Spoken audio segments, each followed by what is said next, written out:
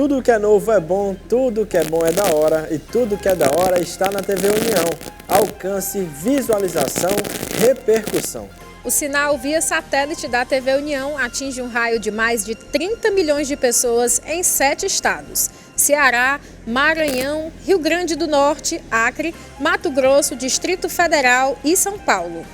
E aqui, mais uma vez, estamos nós, com uma programação jovem de cara e de coração, jornalismo independente e crítico, de mãos dadas com o cidadão.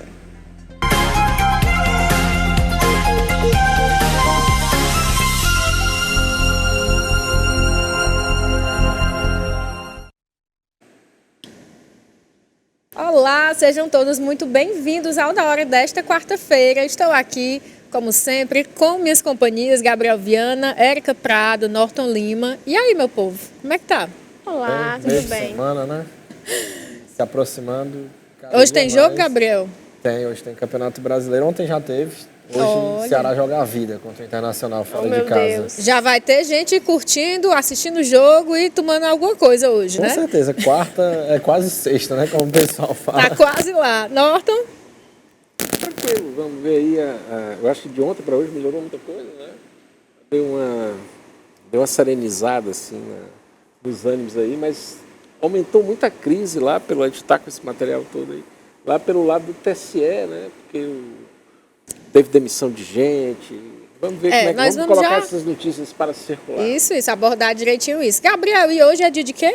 Olha, nessa quarta-feira, dia 26 de outubro, comemora-se o Dia da Cruz Vermelha, do metroviário, do trabalhador da construção civil, esse profissional que pode trabalhar em diversas áreas na construção, dentre elas como pedreiro, mestre de obras, carpinteiro, enfim, entre outras funções. Comemora-se também o Dia Oficial do Músico, modalidade que desenvolve a mente humana, proporciona um estado e bem-estar e facilita a concentração. Além desses, hoje é celebrado também o Dia Nacional da Áustria. Olha, Gabriel, parabéns, né, à Áustria, mas o Dia da Música também, eu amo música. Do músico, perdão. Amo música, amo quem faz música. E para mim é interessante, vou comemorar ouvindo muita música. Parabéns aos profissionais da construção civil. Para fazer tudo ouvindo música, né? Eu sempre faço, né? Tudo, maravilha. Olha, e antes de começarmos tudo, nós preparamos um especial muito interessante, porque estamos nos aproximando do dia das eleições e é interessante que vocês conheçam a história. Por favor, direção, pode colocar.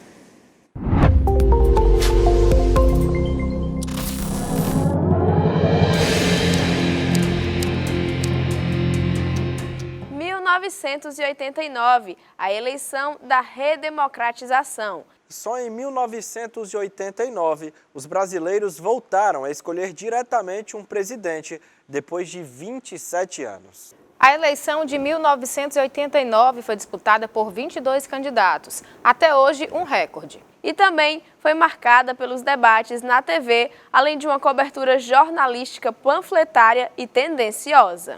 O favorito era Leonel Brizola, mas Fernando Collor, filiado a um partido nanico, empolgou o país em capas de revista como Caçador de Marajás.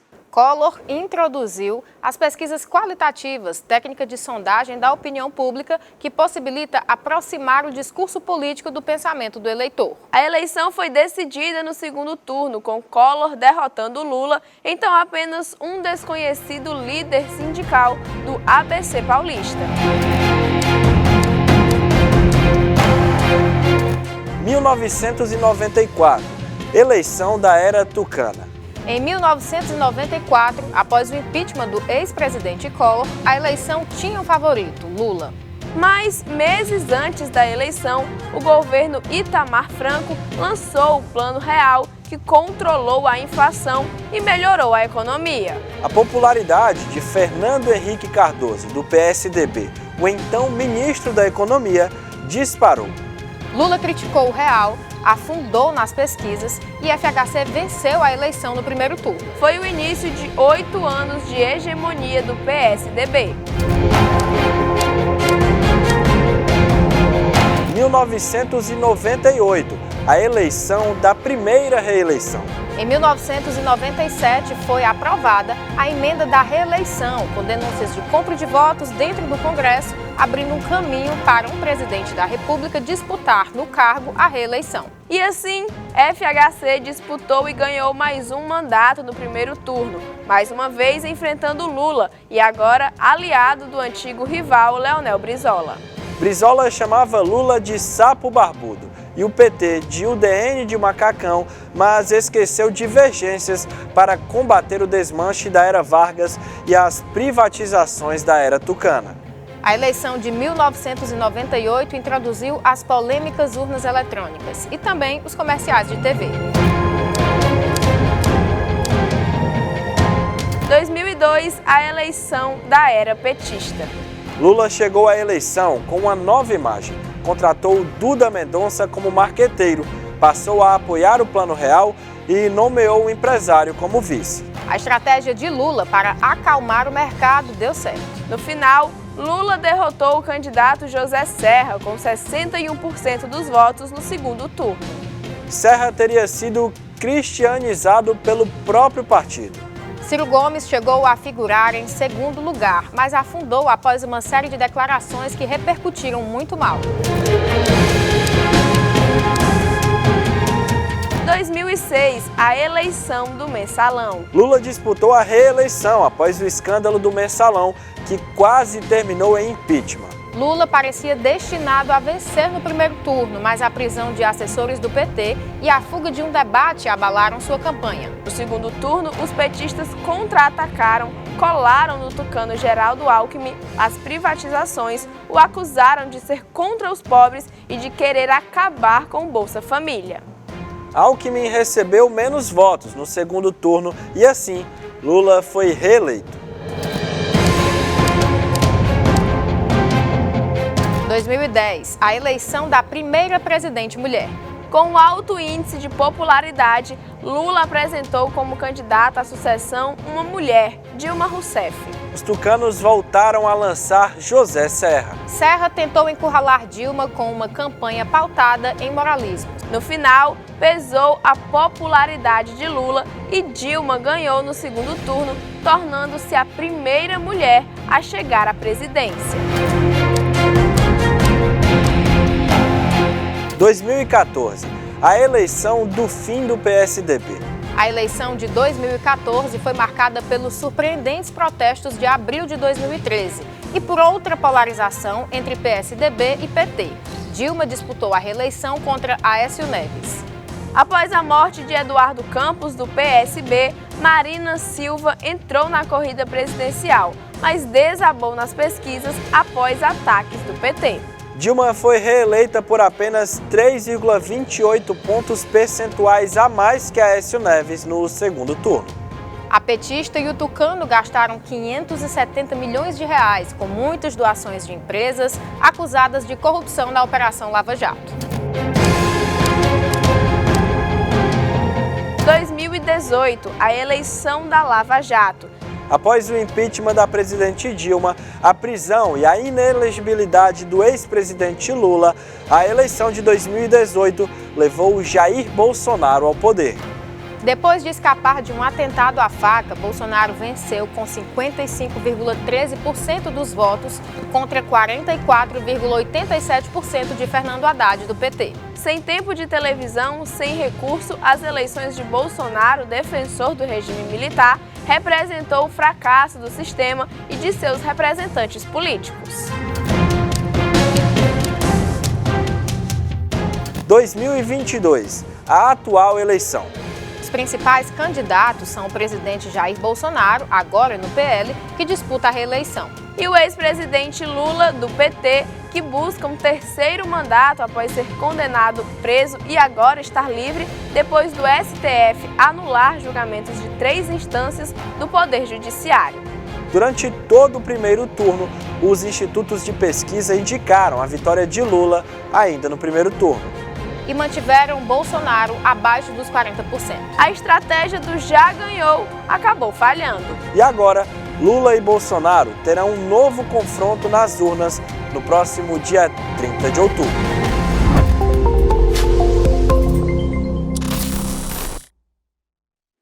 isso.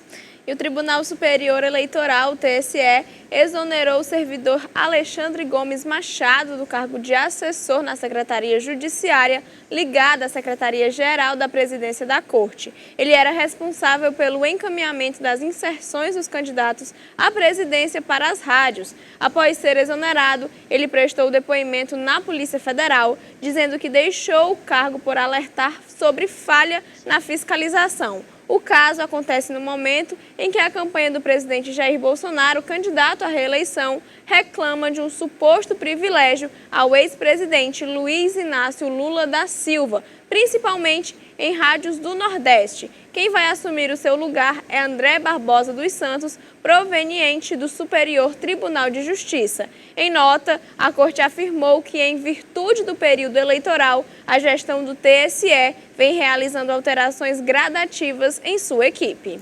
E sobre as propagandas de rádio de Bolsonaro, o ex-ministro da Comunicação já havia feito um alerta.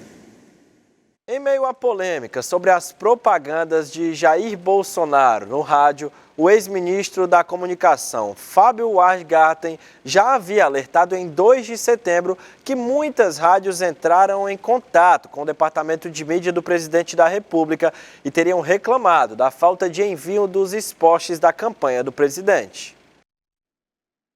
E a BDU Brasil ingressa com uma petição proposta pela PGR contra a resolução que concede superpoderes ao TSE. Com a premissa de assegurar a liberdade de expressão, manifestação e opinião, a Associação Brasileira dos Usuários da Internet ingressou na terça-feira com um requerimento na ação direta de inconstitucionalidade, conforme proposto pela Procuradoria-Geral da República contra a Resolução 23.714 de 2022, a qual concede superpoderes ao TSE e ao respectivo presidente da Casa, o ministro Alexandre de Moraes. E a Associação Brasileira de Emissoras de Rádio e Televisão, a ABERT, pode colocar a direção na tela, emitiu uma nota de repúdio em que diz que considera preocupante a escalada de decisões judiciais que interferem na programação das emissoras, como o cerceamento da livre circulação de conteúdos jornalísticos, ideias e opiniões. Acrescenta ainda que as restrições estabelecidas pela legislação eleitoral não podem servir de instrumento para a relativização dos conceitos de liberdade de imprensa e de expressão, princípios de nossa democracia e do Estado de Direito. Diz que, ao renovar sua confiança na Justiça Eleitoral, a associação ressalta que a liberdade de imprensa é uma garantia para o exercício do jornalismo profissional e do direito do cidadão de ser informado. Érica? General Mourão, atual presidente da República... Atual vice-presidente da República, deu sua opinião sobre Alexandre de Moraes. Para Mourão, Moraes tem ido além das suas prerrogativas institucionais. Abre aspas. Ele ultrapassou o limite do poder dele e competiria ao restante da Corte dar um freio nele, mas a Corte não está fazendo isso. Fecha aspas. Roberto Jefferson tem prisão domiciliar revogada. Entenda o motivo. Jefferson teve a prisão domiciliar revogada por Moraes após chamar Carmen Lúcia de bruxa e de prostituta. Na audiência de custódia, o ex-deputado pediu desculpas às prostitutas por compará-las à ministra. E sobre Alexandre de Moraes, Jefferson declarou que tinha absoluto desprezo pelo ministro. Abre aspas. Ele diz que eu faço parte de uma milícia digital, mas eu acho que ele que faz parte de uma milícia judicial no STF. Por isso, nós temos problemas, foi o que disse Roberto Jefferson. E Alexandre de Moraes falou que quem não quer ser criticado, quem não quer ser satirizado, não se ofereça para exercer cargos públicos. Quem não quer ser criticado, quem não quer ser satirizado, fique em casa, não seja candidato, não se ofereça ao público, não se ofereça para exercer cargos políticos. Essa é uma regra que existe desde que o mundo é mundo. Querer evitar isso por meio de uma ilegítima intervenção estatal na liberdade de expressão é absolutamente inconstitucional. Norton. Sua análise de tudo que nós vimos aqui, Foi muita começando coisa, pelo... foi muita coisa, Muita coisa. correlacionada, mas começando pela exoneração. Bom, o que eu acho é que a primeira coisa que a gente tem que ver é que o TSE, de fato, deve explicações, né, mais sólidas, né? A gente viu já na turma do Braga Neto, que é o general que vai ser o general Caso que é eleito. vice na chapa do Bolsonaro para presidente, né? Ele cobrou de maneira muito clara, assim, inclusive a prisão desse cara que fez desse funcionário do TSE, que era ligado ao pool de emissoras que teria que ficar de enviar o material que não foi enviado. Isso é uma coisa muito grave, e eles dizem com muita clareza que a eleição já estaria prejudicada, de fato, na questão da isonomia de propaganda já ficou uma coisa complicada, o equilíbrio de propaganda já teve um desequilíbrio, né? E essa coisa vai ainda render muito pano. O cara foi para a Polícia Federal, hoje pela manhã já foi depor na Polícia Federal, é uma coisa que vai se apurar, e isso provavelmente não vai ficar assim, tá? Eles foram em cima bateram no ponto central, né? Sobretudo na região Nordeste, não estava sendo distribuído para todo mundo, ninguém estava tendo acesso à propaganda né? Toda essa campanha que está tendo aí e tal. A figura central que vai aparecer nesse jogo, de novo, é o Alexandre de Moraes. Ele infelizmente, eu acho que talvez até independente da vontade dele, né? Porque é um cara que ele gostaria que ficasse tudo, acho que no seu leito natural, vamos dizer assim, correndo como um rio, né? Que não tivesse esses problemas, essas barragens, essas malucas, essas barragens até de barro, vamos dizer assim, que qualquer águazinha bate e leva, né? Vamos ver, fiquem de olho também, né? Esses fatos ainda vão ter muitos desdobramentos, provavelmente essa semana vai ser tomada por isso.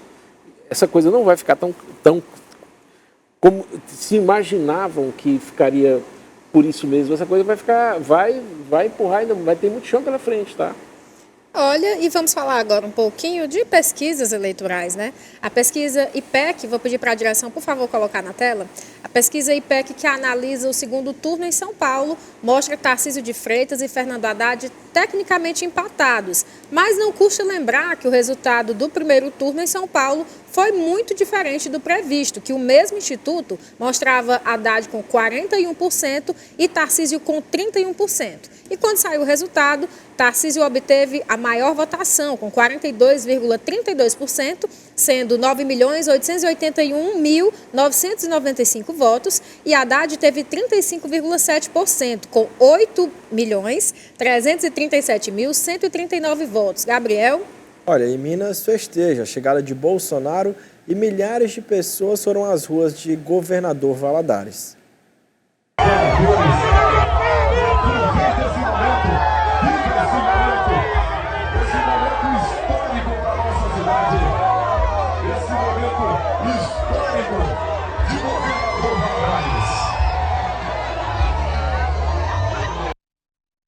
Aqui, o presidente Jair Bolsonaro aparece pedindo voto ao ACM Neto na Bahia.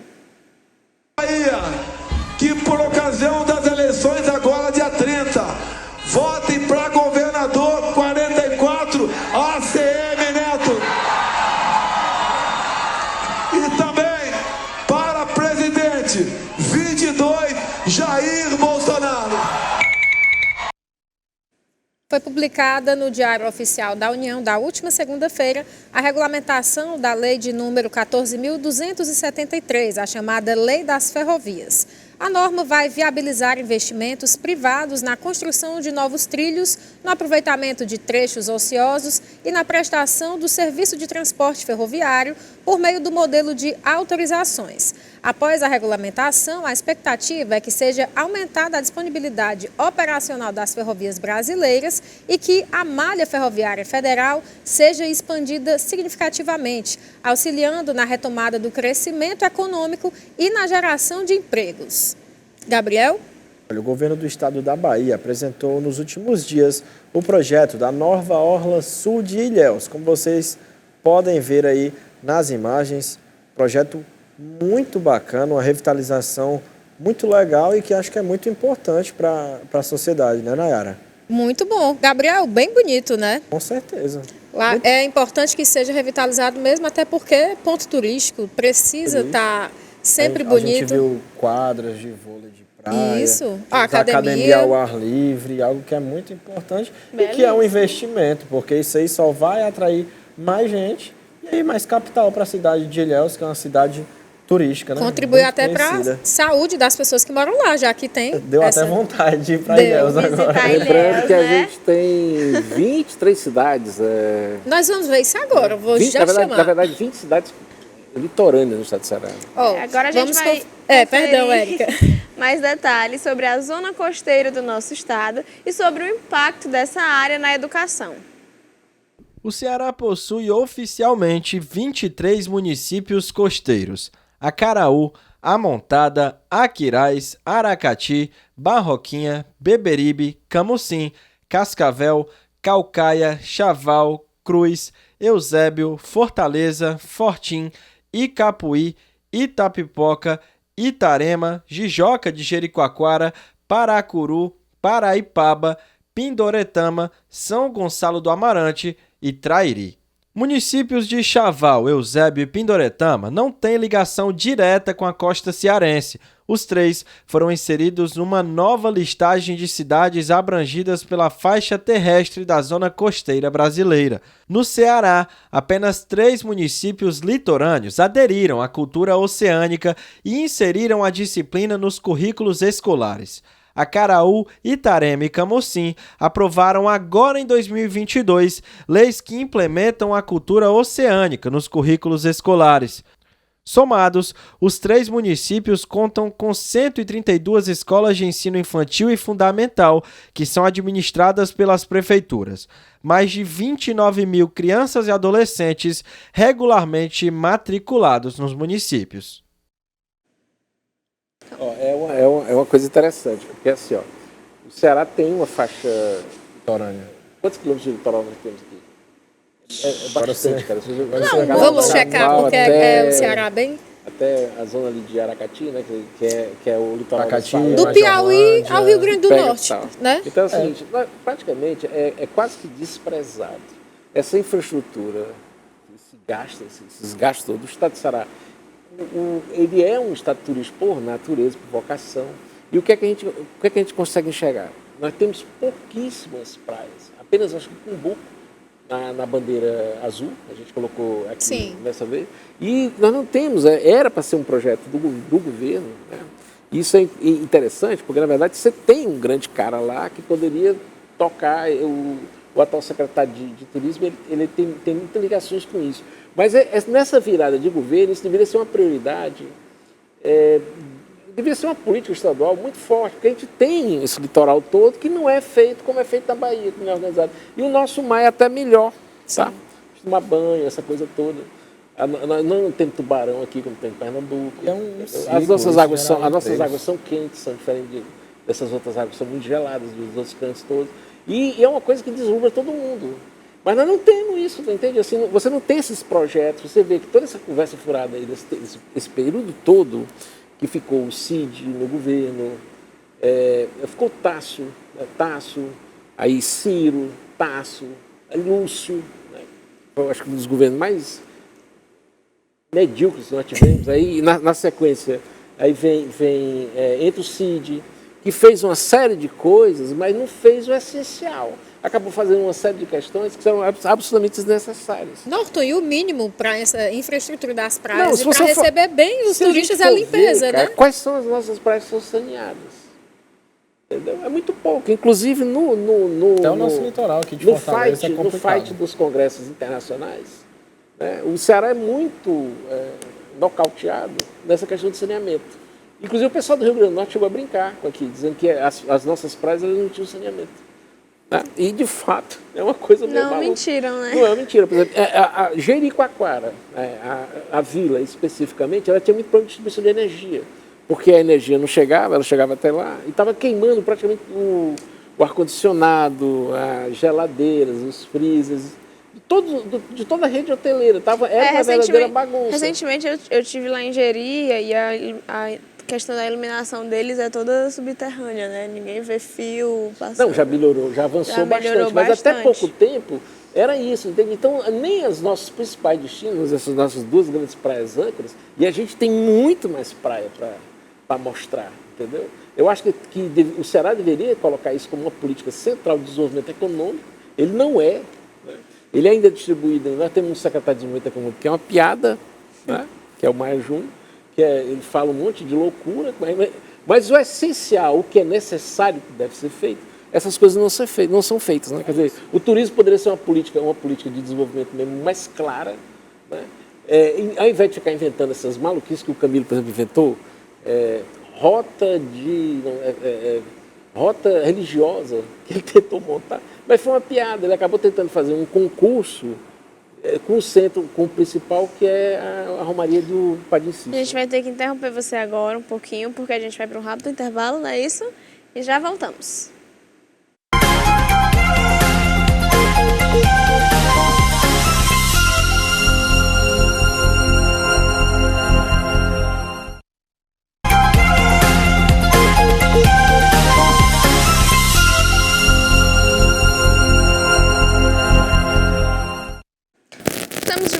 Com o programa da hora desta quarta-feira, eu já venho aqui convidar vocês a participarem, interagirem. Aqui na tela está aparecendo o nosso WhatsApp, já vai aparecer o QR Code, onde você aponta a câmera do seu celular e já cai direto nas nossas redes sociais, e a gente está aqui esperando a sua participação.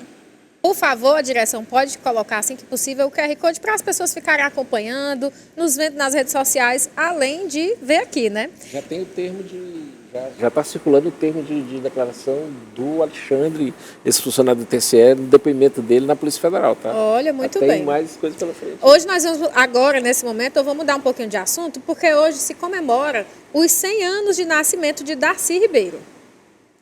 100 anos de Darcy Ribeiro, mais conhecido como arquiteto de utopias. Neste 26 de outubro é completado o centenário de nascimento desse cidadão do mundo, nascido em Montes Claros, em Minas Gerais. Ele partiu no dia 17 de fevereiro de 1997, vítima de câncer, deixando um legado que nem seus inimigos e detratores podem ousar chamar de fracasso. Dentre as múltiplas atividades que adotou, sempre de forma exagerada, estão a de antropólogo, historiador, sociólogo, romancista, etnólogo, indigenista, professor, idealizador e primeiro reitor da Universidade de Brasília, membro da Academia Brasileira de Letras, ministro da Educação do governo parlamentarista que sucedeu a Jânio Quadros, chefe da Casa Civil no governo João Goulart, secretário de Estado da Cultura e coordenador do Programa Especial de Educação no Rio de Janeiro, na gestão Leonel Brizola, e senador da República.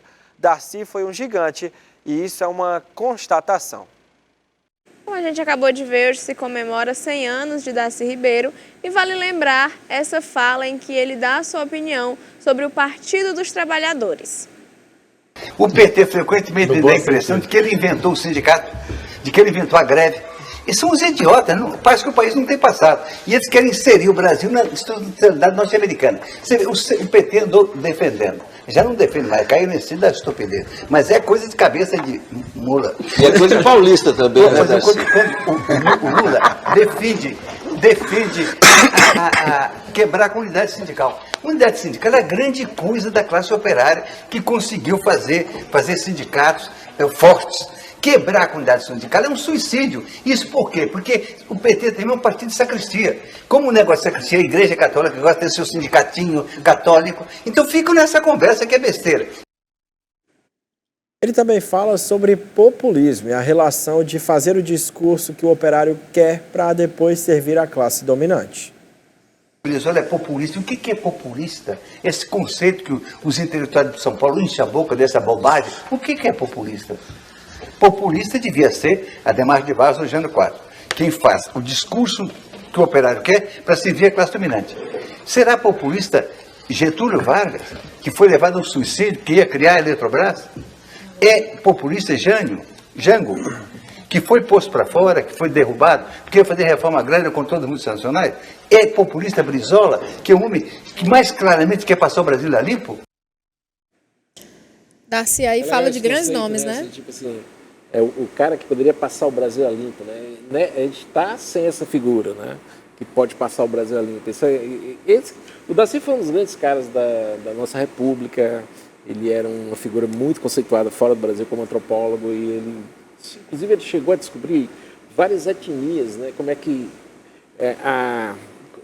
o processo de geração de tribo para tribo, de onde é que elas vinham e tal. E ele tinha esse vínculo, ele estava chegando a essa fórmula de que os nossos índios eram incas, né?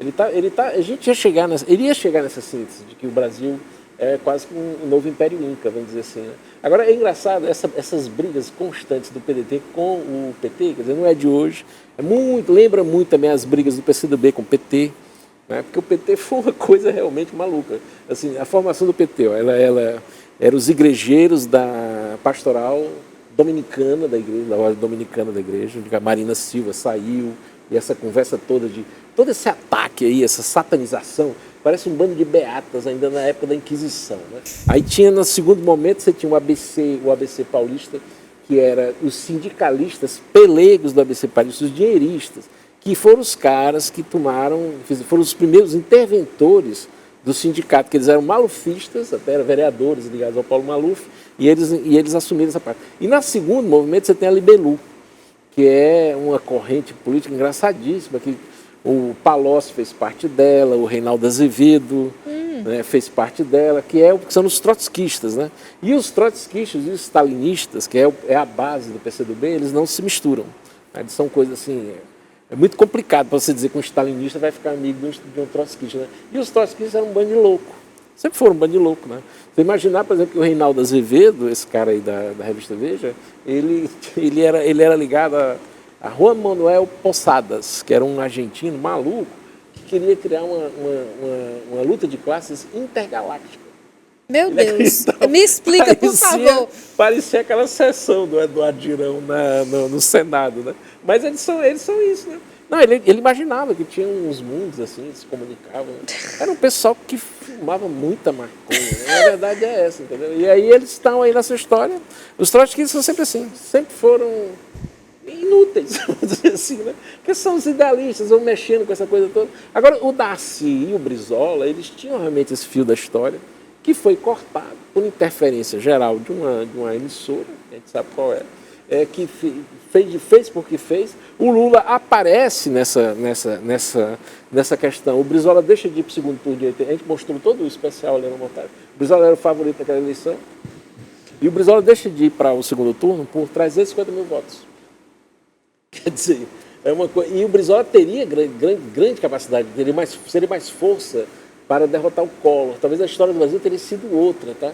Você vê que nós temos eleições que estão elegendo muita mediocridade. Né? É o tempo todo isso, tá? Não tem essa figura que possa passar o Brasil limpo. Se tem uma grande expectativa em relação ao Ciro, né? Que ele poderia ser essa pessoa, mas ele ficou nessa bobagem de caça-likes, né? Assim, tipo, tirar selfie lá de famosos, né? Deu muita colher de chá. No final das contas, esses mesmos famosos aí das selfies, digamos que viraram as costas. Podia até colocar agora, para mostrar o nível de loucura que era esse povo. Por exemplo, Letícia Sabatella. Olha, ela aparece com o chapéu do CPX, né? Nós vamos e tem a turma do Pop explicando como é que é essa coisa toda. Mostra como eles são uns doidinhos, cara. Você não pode. Por que o Ciro vai ficar conversando com o Caetano Veloso? O que o Caetano Veloso, meu Deus do céu? O que ele entende de república, de formação, questão jurídica dele e tal? Ele é um bom, né, um grande letrista, um grande compositor, interpreta também muito bem e tal. Pegou muita coisa do Torquato Neto, que é o piauiense, né? Inclusive o visual dele era muito parecido com as coisas do Torquato. E eles, que são os criadores, né? Mário Faustino, essa galera toda, são os criadores do tropicalismo. Eles são, sim, os caras não são esses baianos que ficaram aí. Nós, aquela turma toda ali, a gente tem de originalidade a Maria Bethânia, que é uma grande intérprete, né? E a Gal Costa tem uma voz realmente inacreditável. Mas até se você for ver, até as composições do Gilberto Gil, eles são muito jinglistas, assim, né? Eles não são...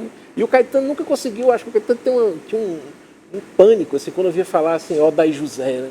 Fernando Mendes, sabe? Esses caras que eram grandes compositores, intérpretes da alma popular brasileira. Porque o cara gosta do Brasil como ele é, toda essa carga sentimental violenta que nós temos, né? Aliás, e extremamente rica em todos os aspectos, né? Ou o cara gosta dessa alma popular brasileira, que é brega, o brasileiro é isso. Eu já ia mencionar isso, porque coloca como brega. O brasileiro é sentimental, né? E o brasileiro é um cara sentimental, assim. Mas se você for ver até grandes bandas, assim... Romântico, o brasileiro é romântico. O brasileiro curte essa coisa, é um negócio muito forte. Aí, essa parte emocional dele... O Los Hermanos fez uma música sentimental, foi uma coisa que ficou durante muito tempo, né, rodando, e o Caetano ficava desesperado porque ele não conseguia fazer um sucesso. Aí ele bajulava Tim Maia, bajulava Jorge Ben, bajulava Roberto Carlos... Entendeu? Ficava essa coisa. Aí o Ciro cai na mão do bajulador desse de quinta categoria. Quer dizer, é uma coisa ridícula. A gente tem muito mais aqui no Ceará, tem muito mais compositor. Né? Belchior, vamos falar, por favor, enaltecer sempre, né? Belchior também copiou muita coisa, né? Ei, Norton, aproveitando que a gente está falando aqui, uma pergunta rápida e a resposta rápida também.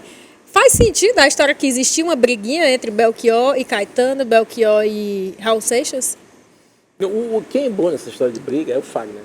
Sim. O Fagner é muito bom de briga. Ele briga e sabe brigar, e ele detona, né?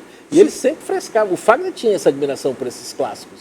E era uma coisa dele, né? Muito forte, assim. Ele poderia ter sido... Aliás, ele é, né? Um dos grandes cantores que nós temos no Brasil, assim. Ele é uma interpretação completamente original. Sim. Né? Não tem, assim... Ele não entrou na vida, ele entrou com a personalidade da voz dele, que é única, né, em relação a isso. Ele é completamente genuíno, né? Ele é totalmente legítimo, vamos dizer assim. Né? Não solta as tiras, não tem cheiro e não desgasta, né? O Fagner, ele é um clássico incrível. Diferente do Caetano, que ficou tentando imitar o João Gilberto, tentaram imitar um monte de cara lá, né? Gabriel, voltando para a política, vamos falar de que agora? Falar do Partido dos Trabalhadores, porque Lula revelou o motivo de não ter participado do debate do SBT. Vamos conferir.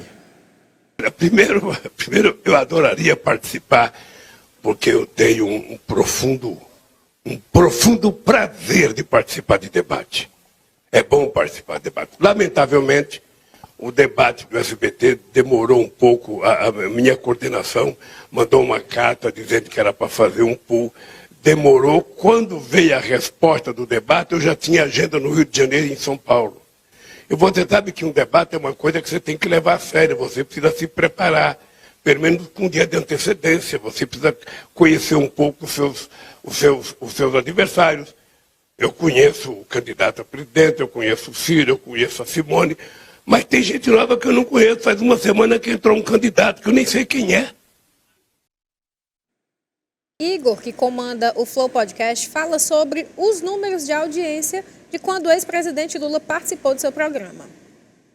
Mas vazaram antes que o Lula ia vir aqui e começaram a se mobilizar. Não, vamos colocar um monte de gente. Chegou pra mim aqui umas fotos com, sei lá, um cara que tirou uma foto com uns 12, 13 dispositivos. 13 é um número cabalístico nesse caso. Dispositivos, assim, sintonizados no Flow, ali presentes na live do Flow. Ou seja, um número absolutamente inflado, que inclusive dá pra eu ver que foi inflado. Menos da metade disso aí é espectador único. E eu também percebi, e eu espero estar enganado, mas eu percebi que quando o Lula bateu 1 milhão e pouco aqui, que foi perto de 1 hora de programa, ou acho que não, né? Acho que foi logo no começo ele bateu 1 milhão, né? Foi com 25 minutos. 25 minutos por aí. Então, eu percebi que logo ali a galera da campanha ali começou a pôr aí, ó, tá na hora de acabar, não sei o que. Eu ainda consegui arrastar mais uma meia hora, 40 minutos. Eu fiquei frustrado mesmo. Eu tô frustrado, essa é a palavra.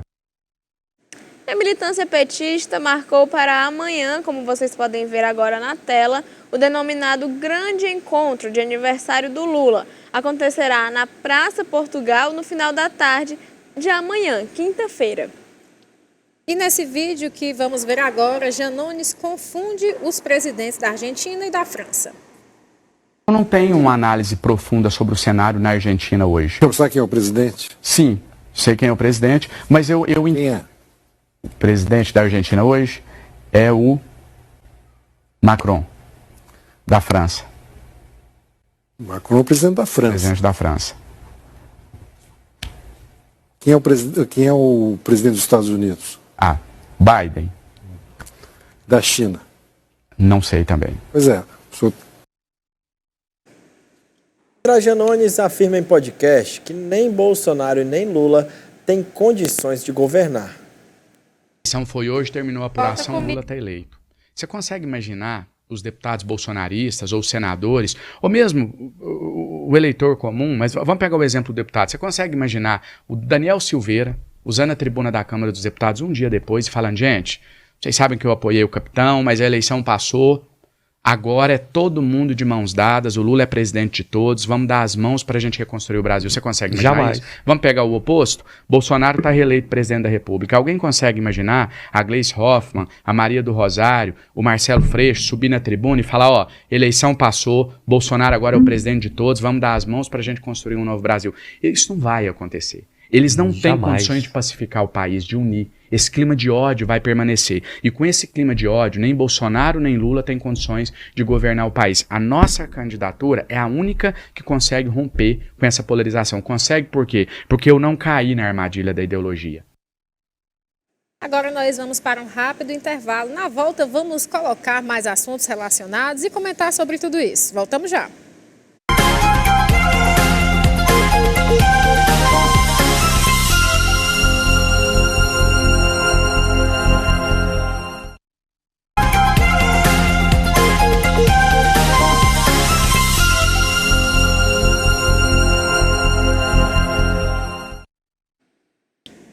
Estamos de volta, né, Gabriel? É isso. Voltamos. A gente vai falar sobre o jornalista Nonato Albuquerque, que publicou um meme aí no seu Instagram sobre o resultado das eleições presidenciais. E aí, Norton, ele está falando, ó, minha previsão sobre quem ganha domingo é o candidato cujo número soma 4. Nunca erro, sempre os dois candidatos. É o profeta, né? O profeta 2 mais 2 é 4, 1 mais 3 também. Um abraço ao grande Nonato. Grande jornalista. Grande, gigante. Gente muito boa, né? E Marcelo Mendes postou um vídeo nas suas redes sociais comentando o apoio de Tasso Gereissati ao ex-presidente Lula. E nada pode ser mais decadente, mais deprimente e principalmente decepcionante do que um vídeo do ex-governador Tasso Gereissati que anda sendo compartilhado nas redes sociais. Ele juntou meia dúzia de pessoas com uma faixa: empresários com Lula. Me lembrou aquela genial obra do grande Lima Barreto, Triste Fim de Policarpo Quaresma. Triste fim de Tasso Gereissati, um dos caras mais importantes de toda a história do Ceará.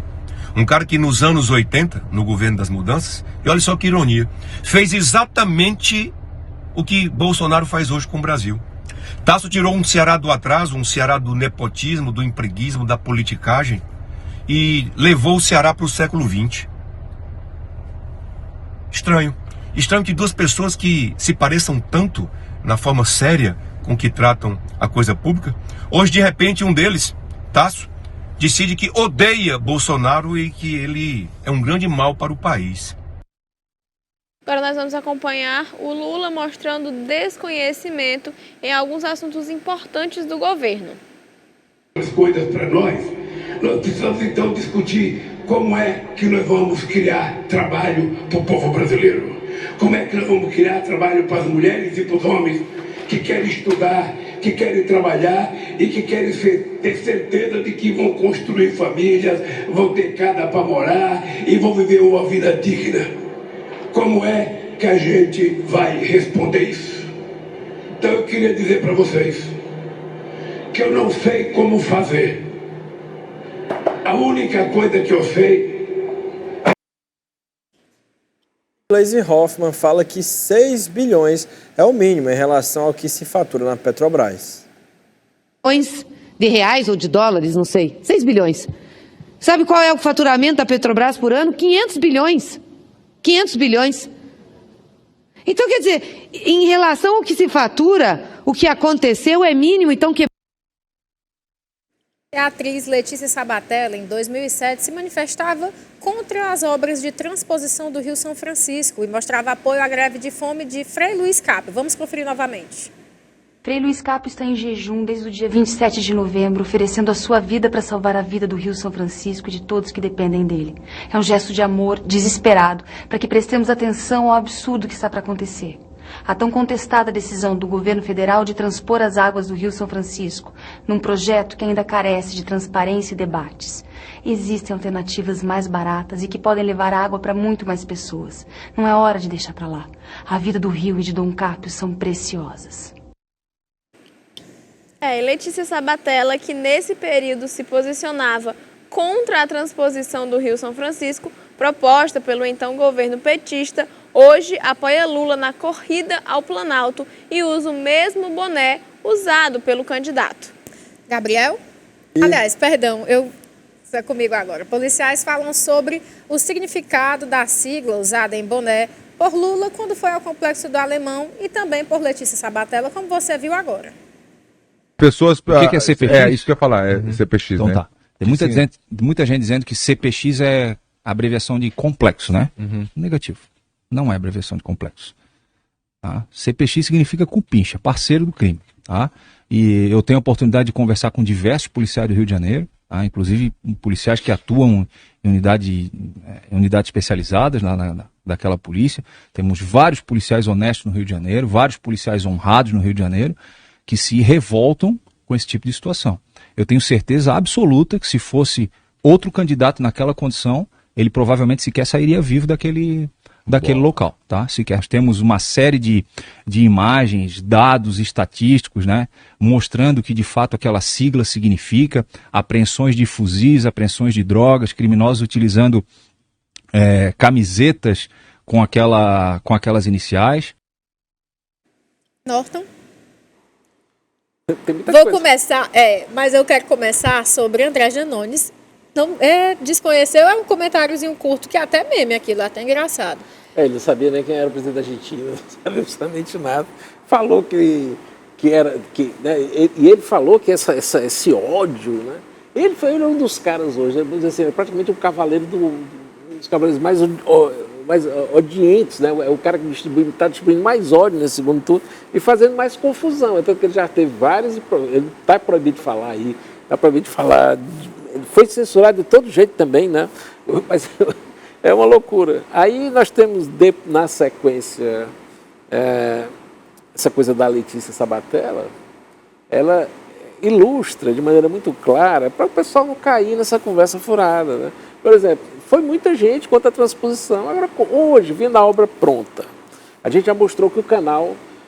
Tem várias imagens aí que não era como as pessoas estavam falando, né? Então, ela se posiciona contra a transposição e agora já está a favor dos cupistas. De quem propôs a transposição? Não, e é a mesma coisa, ela era contra a transposição, aí agora já usa o chapéu dos cupistas, segundo o pessoal do BOP. Eles estão falando, né? A gente está falando, entende? Assim, tipo, não é aquele discurso todo para tentar abafar, para contratar gerente de crise, essas brincadeiras todas, né? Aí quando você vai ver... Olha aí, presta atenção, não pode ser desse jeito, essa biruta de aeroporto, né? Tipo, uma hora tá pensando uma coisa, outra hora tá pensando outra, e da outra hora se desloca para outro ponto, entende? Aí fica sempre vai ser desse jeito, não é possível.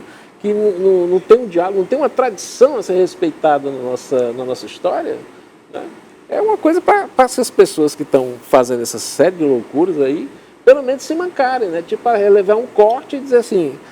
preste atenção, a gente sabe o que é que você falou há pouco tempo atrás, né? Essa turma que está falando, ele está xingando o Bolsonaro de todas as maneiras, era o pessoal que era contra a transposição, era o pessoal que era contra a turma da Lei Rouanet, né?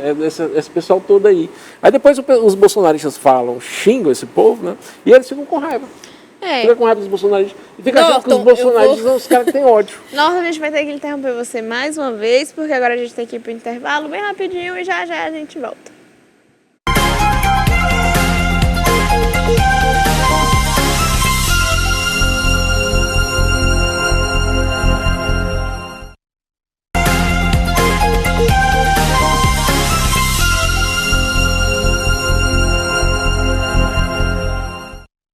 Estamos de volta e, segundo uma pesquisa do Datafolha, muitos amigos e familiares não têm mais conversado sobre política para evitar discussões. Quase metade dos brasileiros diz ter deixado de falar com amigos ou familiares sobre política para evitar discussões nos últimos meses. É o que aponta uma pesquisa Datafolha. Esse índice é de 46%, similar ao registrado em julho, que foi de 49%. O silêncio é mais comum entre mulheres mais jovens, mais escolarizados, mais ricos e eleitores de Ciro Gomes do PDT, que são 54% desse total. O silêncio também é maior entre os apoiadores de Luiz Inácio Lula da Silva do PT em comparação aos de Jair Bolsonaro. Olha só, e uma polêmica live feita com Patrícia Leles, né, que vocês já conhecem bem. Ela fala um pouco de como foi a passagem dela pelo partido PSC. Bolsonaro era do PSC na época. As coisas que eles falam, que eles pregam, que eles expõem, eles não acreditam naquilo no final do dia. Para eles sabem que aquilo não é verdade, mas gera dinheiro. Essas pessoas estão eleitas, estão aí recebendo dinheiro diretamente do governo, no caso do Bolsonaro, estão roubando, e eles não querem perder isso. E é muito fácil você amedrontar as pessoas da igreja com esse discurso de eles querem mamadeira de piroca, sabe? Kit gay nas escolas. Você chegar numa igreja e soltar isso para as pessoas de uma forma... Eles têm a forma didática de falar, né? Essa comunicação muito agressiva. E Patrícia Leles deu sua opinião sobre Damares Alves. Para mim, a Damares, ela é uma das pessoas mais perigosas do bolsonarismo. Porque a gente tem as pessoas que falam e não acreditam, mas estão ali só para ganhar dinheiro, que é a maioria, mas a gente tem pessoas como a Damares, que realmente acreditam. A Damares é um caso, assim, eu convivi com a Damares. Damares é uma pessoa perigosa, ela vive numa realidade paralela. E a Damares, ela faz muita coisa errada. Tanto é que eu falei publicamente, eu falei, olha, tem que ter cuidado, porque eu acho que no final do dia é a Damares que está envolvida com tudo isso aí que ela está falando. Porque a Damares fala lá das crianças indígenas, quem roubou uma criança indígena, tirou da família, foi a Damares. Patrícia também esclareceu a estratégia usada por Nicolas Ferreira. O Nicolas, a gente começou a bater, a gente falou, olha, esse cara é gay sim, tá tudo bem ser gay, mas o problema é que ele é homofóbico e tem muita história dele. Tem gente que deu match com ele no, acho que chama Grindr, um app para gays, Grindr, Tinder. Grindr. Aí tem fotos, tem vídeos e não sei o quê. Aí um dia, isso começou a... Tem um grupo no Facebook, que não é meu, é um grupo bem grande de fofoca, começaram a falar. E aí a gente pegou e pensou assim, peraí, vamos falar sobre isso daqui. Aí a gente jogou no Twitter e começou a dar certo. Começou ali um fuzuê. O Nicolas veio e mordeu a isca. Nicolas postou. Nicolas fez vídeo no TikTok para os milhões de seguidores dele para se defender de tudo que estava acontecendo.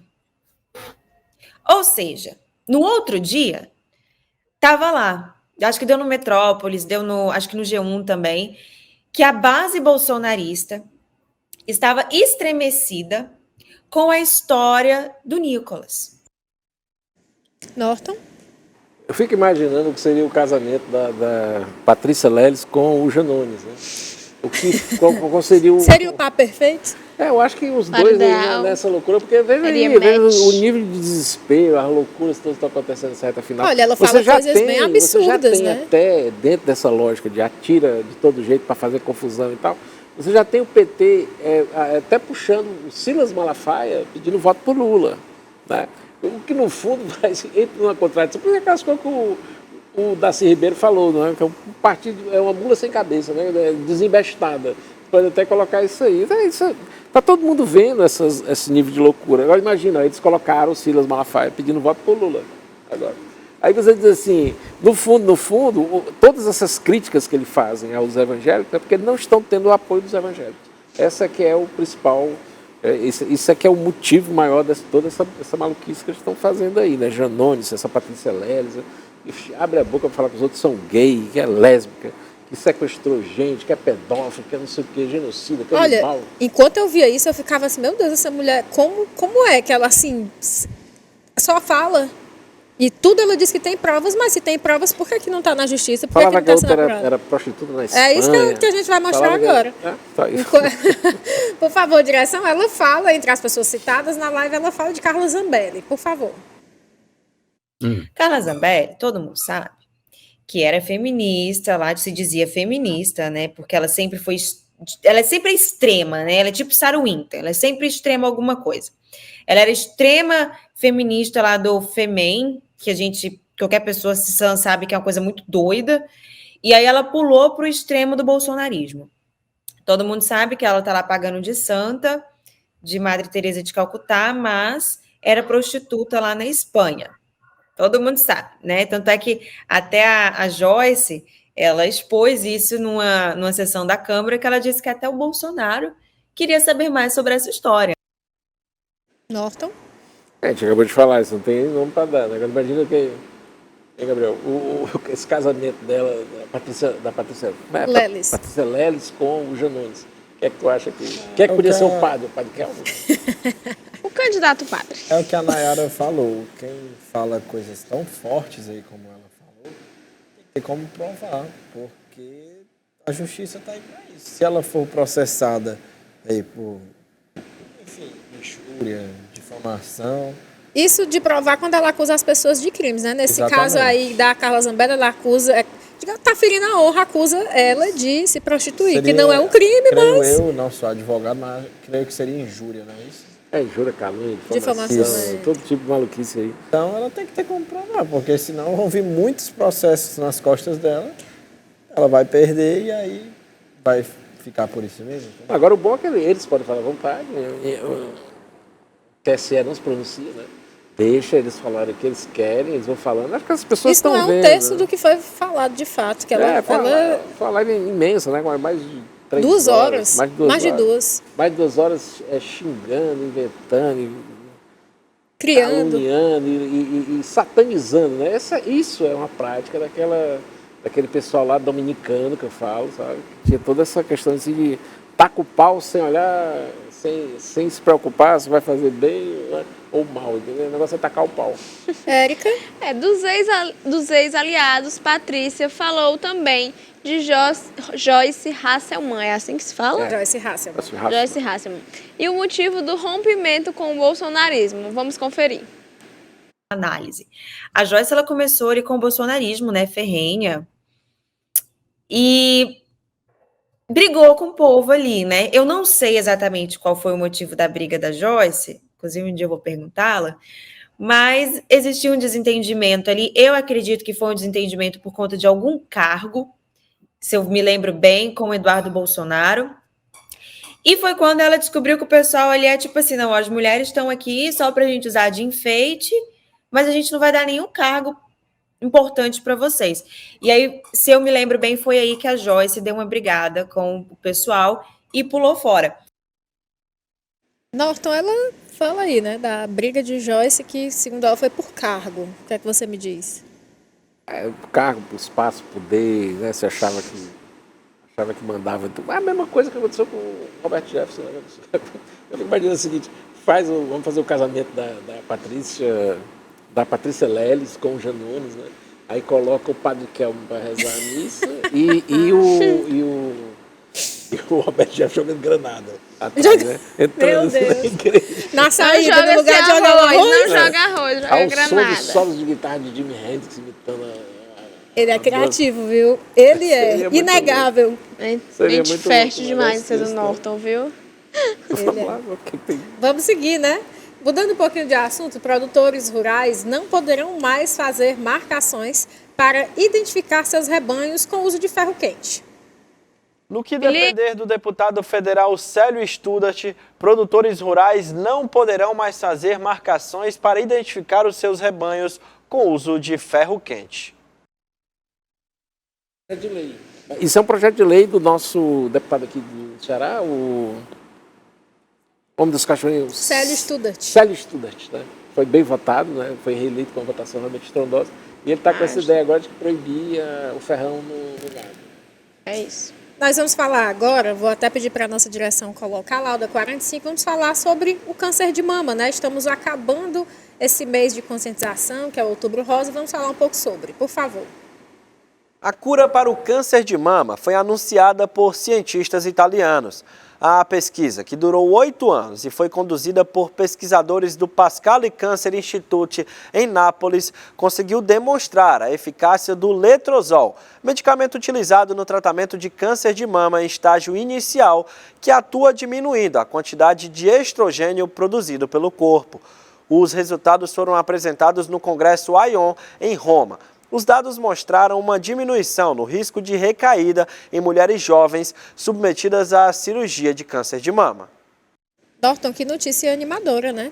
Sim, claro. Que bom. A medicina deve muito às mulheres, ainda está precisando correr muito para compensar. Para compensar, porque ainda as mulheres sofrem muito, né? Uma série de questões aí que já poderia ter sido mais aplicada. Os investimentos são relacionados ao que dá mais dinheiro. Os maiores investimentos estão na área do coração. Né? Então, os cientistas, né? Tem que... Agora a gente muda de assunto, vai falar de algo curioso, porque um tubarão de 2 metros pulou em um barco lá nos Estados Unidos e, claro, causou muito pânico. Vamos conferir. Deus me defenda.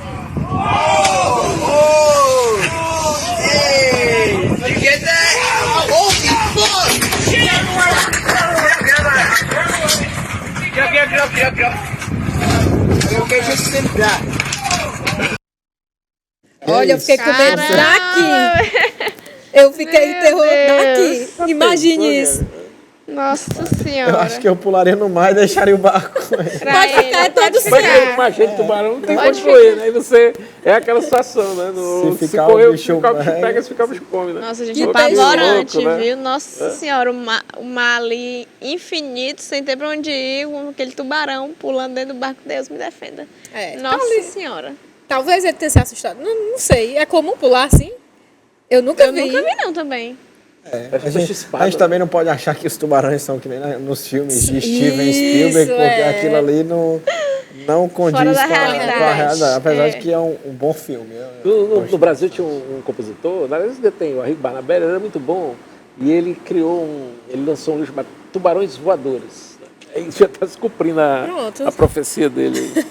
Olha, e nos assuntos do mundo, né, a opinião pública alemã lidera movimento pelo fim das sanções à Rússia. Frio chegou. Povo alemão quer a volta do gasoduto russo Nord Stream 1. Opinião pública alemã lidera movimento pelo fim das sanções contra a Rússia. Atuais líderes da União Europeia são acusados da escassez na Europa. E Macron reclama do preço do gás vendido pelos Estados Unidos. O frio chegou. Governo húngaro debocha do presidente francês Emmanuel Macron. Macron reclamou do preço do gás liquefeito vendido pelos Estados Unidos na Europa. Húngaros lembraram que Macron defendeu sanções contra a Rússia.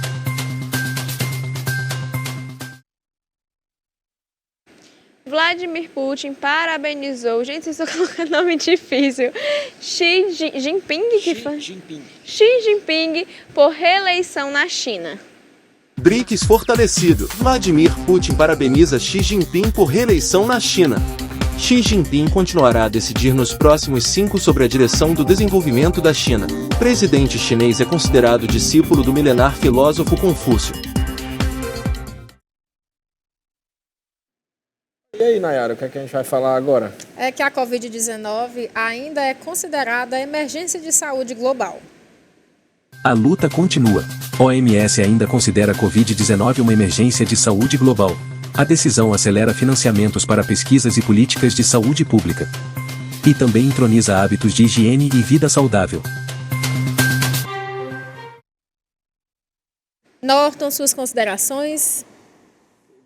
Tem muita coisa para falar sobre esse assunto aí, mas não deixa de ser, a gente já estava comentando que o frio chegou lá, e agora vão ser as grandes cartadas no movimento final, já tem muitos ajustes sendo feitos no conceito de moeda mundial, vai muita coisa mudar, tá? Não vai ser uma moleza como se está se imaginando, né? Todo mundo que estiver pensando, esse pensamento europeu, essa coisa toda aí, vai ter vai passar por uma crise muito grave, assim, em termos de mentalidade. A mentalidade do mundo vai mudar de maneira muito sofisticada. E aconteceu essa mudança de eixo que ninguém esperava. Era uma coisa que estava sendo construída há muito tempo. Inclusive, essa reunião de pacto de reformulação do Conselho de Moeda, ela acontece em Fortaleza, eu acho que no BRICS de 2014, 2014 por aí, 2015, né, que teve aqui. O Ceará é uma terra engraçada, sempre grandes coisas acontecem aqui. Que coisa boa, né? Nós estamos chegando ao fim do nosso programa. Gabriel Viana, Érica Prado, vou pedir um por vez as considerações finais de vocês. Sempre bom estar aqui com vocês, companhias maravilhosas. Olha, Gabriel... É isso, sempre bom estar com vocês, sempre bom estar na presença de você aí de casa. Ó, daqui a pouco, Esporte União. Continuem ligados, não saiam daí, que hoje a gente vai falar muito da decisão do vovô, Ceará Internacional. Como é que vai ficar o Ceará? Está complicado. Pode cair? Pode, não só pode, como a chance é grande. Quais são as... Tem que assistir o esporte para saber. Só... Muito bem, Érica. É isso, gente. Até amanhã. Notam suas considerações? Não, isso aqui, a gente está colocando as informações para circular. Todo mundo, hoje não xingaram a gente muito de bolsonarista? Não, hoje foi tranquilo. A gente estava na linha comunista? Por causa do Darcy Ribeiro, chamaram a gente de comunista? Não, nada. Também não chamaram nada, então tá tranquilo. Acho que o pessoal está começando a entender. A gostar dessa pluralidade circulante, né? Bota para circular as informações e vocês em casa tomam para vocês decidirem de acordo com, sabendo o que está acontecendo, quem é quem e tal, para não ficar nessa conversa de que alguém ainda imagina que consegue fazer a cabeça do povo. Isso é a democracia, né? Agradeço a participação de todos vocês e até amanhã.